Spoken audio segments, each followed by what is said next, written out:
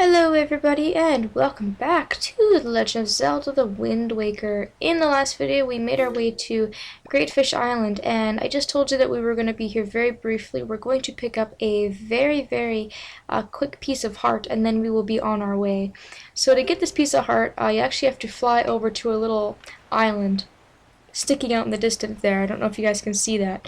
But you want to turn your wind direction to northwest. Stand on the top of this spiral here where the tree is with the little guy there, and then you want to fly over, and you should be able to just make the ledge, like just barely. There we go. And you can see it's just like it's just sitting in here taunting you. It actually took me a little while to actually figure out how to get that because I kept looking other ways to get up here, but that is how you get this piece of heart. And we have another heart container. So as you can see, we actually don't have many pieces of heart left. We actually almost have all our hearts filled up, which is really exciting. So with that being said, that's all I wanted to do on Greatfish Island. There's really nothing to do here. So we're going to sail again, just another square over to the west. So I will see you guys when I get over there. Alright, ladies and gentlemen, this is our next island. This is the Three-Eyed Reef, and already you can see a treasure floating in the water. And fortunately, it's outside of the fortress. We don't have to go in there this time, because that was really annoying. So, let's see. It's going to be around here somewhere. There we go. This is treasure chart number 38. If you have number 38, you can pick up this treasure from out of the water. And this is going to be yet another piece of heart. So we are just raking these in.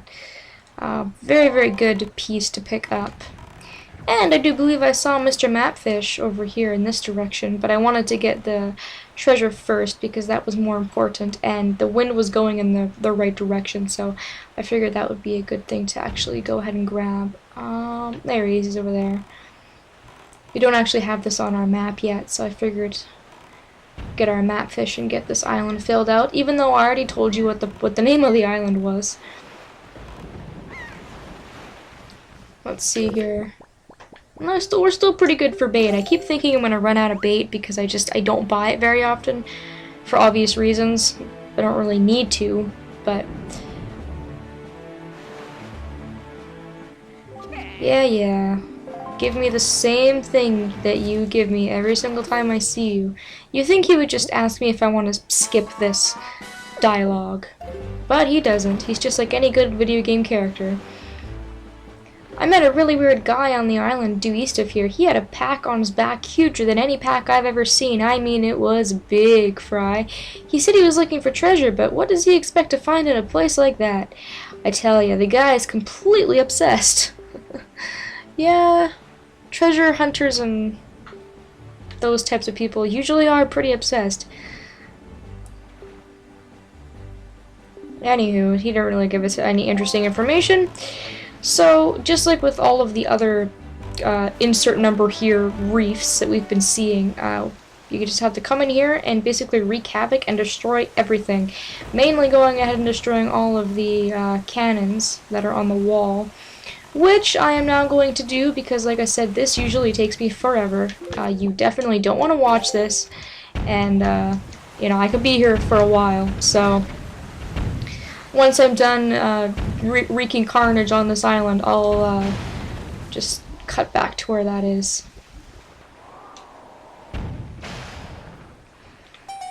Alright, so there we go. We made another treasure appear, and my ear is so itchy right now, you might be able to hear me scratching. I don't know why. It's so irritating. So it's just going to be the same type of thing that we've been seeing with the other islands. Of course, you just walk up on here and you fly to where the treasure has landed. And I don't actually know which one it landed on. Let's see, did it land on that far one over there? Oh, it landed on that one, all the way over there. Great. That means I'm going to have to walk all the way around. So what I'm going to do is I'm just going to see you guys when I get the treasure. And then we will see what it is. Alright, so I've made my way to where I want to be. I'm assuming I'm going to be right about here. And that bomb ship has some awfully good aim. But anyways, I'm going to try and just go ahead and sail from here. I changed the wind direction to east. And beautiful, landed right where we needed to be. For some reason, when I was doing these islands in practice, I just kept sliding off, and I don't know what it was. I guess I was just having some bad luck. But anyways, this treasure chart is number 32. And with that done, we're actually done with this whole entire row. And this row here is actually going to be our main Triforce chart row. I think there's 4 charts out of the 8 that we actually need in that row. So we'll get back to storyline stuff. Looking back on these videos, the last couple ones, like in the editing process, like I realized how boring they were.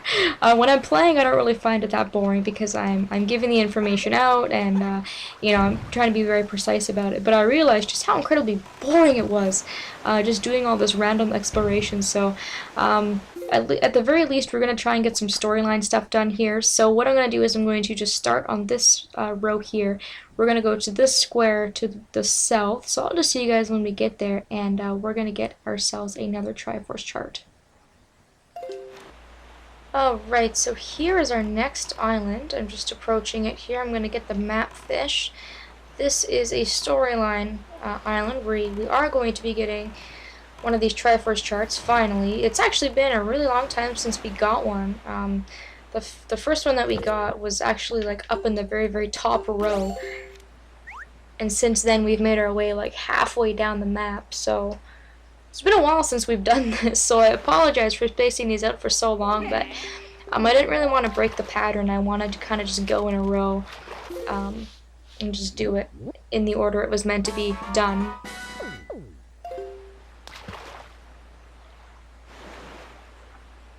You've seen the boats sailing around here with the real huge cannons, right, Fry? I bet you those things have their hulls packed with treasure. Of course, if you don't have a cannon yourself, there's no way you'll ever sink one of them.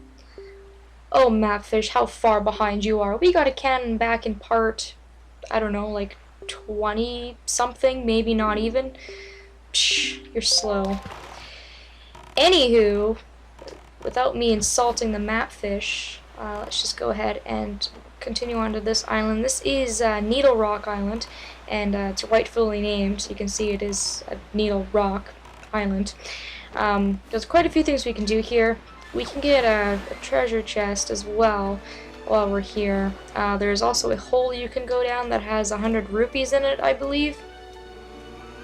As you can see, there's a big flaming chest over here that we can't get into. But that's not why we're here. We are here to get something. So let's see here. For this next part, you're going to want a hoi pair. So you can see I've packed my bag full of them.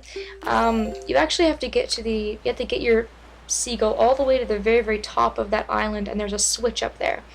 I've heard out there that you can use a fire arrow and try to shoot your way up there, but there is no way in hell that I would even try to do that. If you've at all seen my marksmanship, you would know that there's just absolutely no way that would work.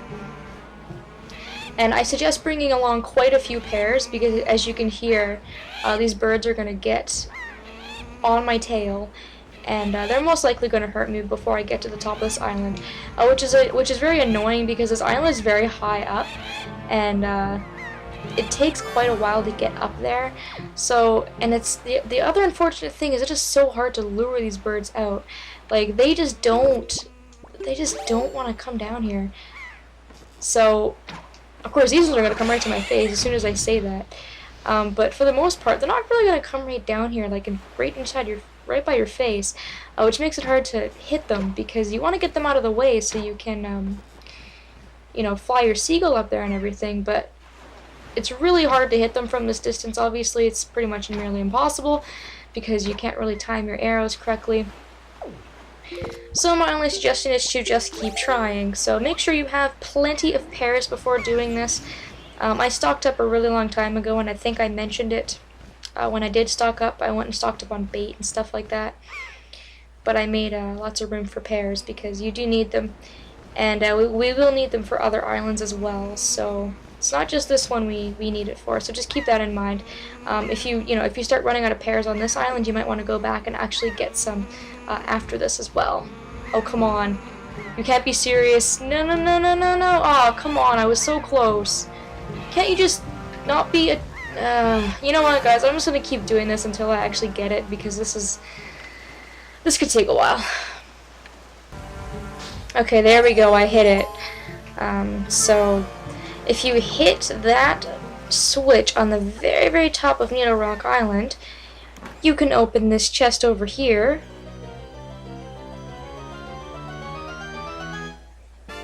And this will give you a piece of heart. So I wanted to get that before we actually leave the actual island. Like I said, that's not what we came for, so just keep going along the island here. You'll see that this big hole here is blocked with ice, so let's go on ahead and let's open that up and go down here and see what else we can find.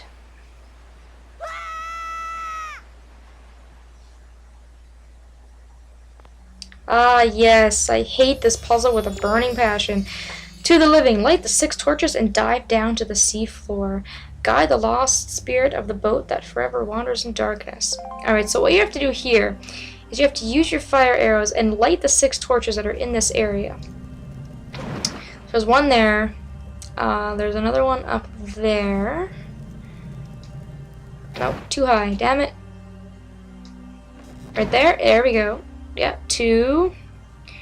There should be one. Sometimes there was one right there. They can be so hard to see, which is extremely annoying. Again, too high. Fail. 3. Luckily, all these pots will give you magic if you're stuck. There's one up there, which is really mean. They put it all the way up there. It's like hiding up at the very, very top of the area, which is just plain rude. I mean, look how far out of the way that is. That's just ridiculous. There's 2 more around here. They can actually be really hard to spot, and I don't actually have any like strategy for this. It's just basically look for them until you find them, basically. Let's get some more magic. Okay, there's another one over there in the distance. I don't know if you guys can see that. I have to be at a different spot to actually get it. It's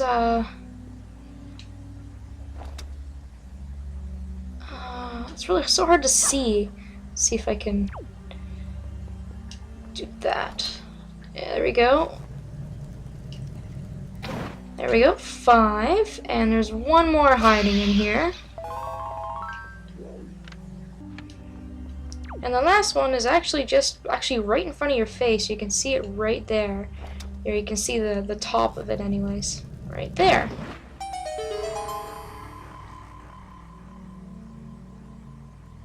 And by lighting all of those torches, which again is very annoying, you will get an orange rupee. So I figured I would show that little secret off. Those are the 2 kind of, I guess, quote-unquote optional things on Needle Rock Island that I wanted to show everybody. We still have the Triforce chart to get. And my recording's at 20 minutes right now, and I don't have any idea how long this video is actually going to be. So I think I'm actually going to unfortunately end the episode off here, and in the next video we can really focus on getting like 3 Triforce charts in a row, which I think is a much better idea than getting one in this video. So I want to thank you all so very much for watching. In the next video I'll meet you here and we will start collecting some Triforce charts, so hope you will all be joining me then.